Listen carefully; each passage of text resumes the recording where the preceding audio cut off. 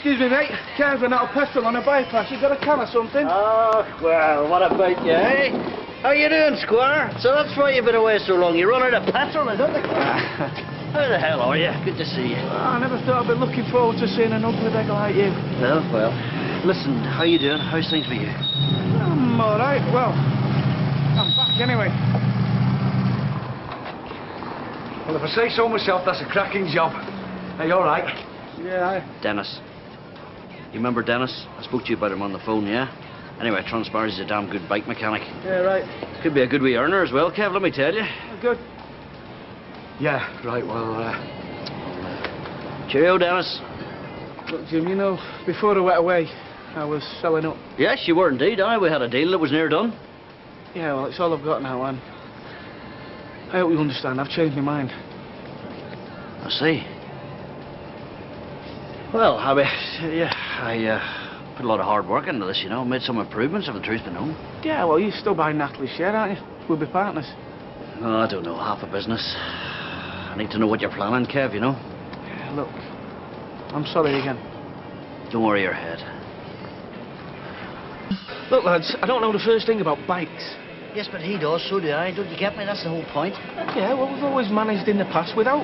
yeah, but it's just a beginning. Word will spread, it'll build. Yeah, and what about the investment? Yes, investment, Kevin, investment. That's what the garage needs. Yeah, and where am I supposed to get the money from, Jim? You see what I mean? This is what you're like. If you want me to jump in and buy Natalie's half of the garage, I need to know you're up for this. Look, lads, this is my first day back. I don't want to do out daft. I'll get the bears in. Want another pint? No thanks, mate. No, mate.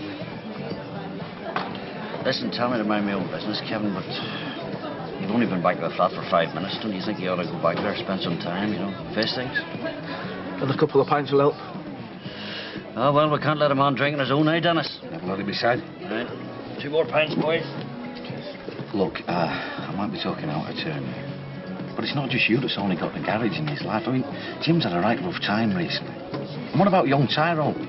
What's he going to do if the business goes down the pan? And what about you? I've never had much. But I am enjoying this job more than I've enjoyed out in years. Look, boss, all I'm saying is, Jim needs to know he can rely on you. We all do. Doesn't leave me much choice then, does it? Well, you better be as good as Jim reckons you are, okay? Trust me. You're all right, you. Put it on back, Kev. I gather Kevin's not selling up anymore. Yeah, I can see his point. I wish I didn't, but I can. What about my half? Do you still want it? Well, somebody better buy it, hadn't they? Have to keep an eye on him, otherwise he'd make a pig's ear, the whole thing. You know, Jim, you make out you're such a tough guy, but you're out for a big softie, really. Yeah, well, we'll see.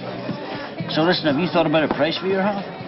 Well, I don't know. I mean, business is booming, isn't it? What with the bikes and everything. Oh, I see. So I'm going to have to pay for my own success. Is that the crack? Nah, I'll just be glad to sell. Go on, drinks are on me. Oh, here. Still, I'm sure you'll find a way to put these on the price of the garage.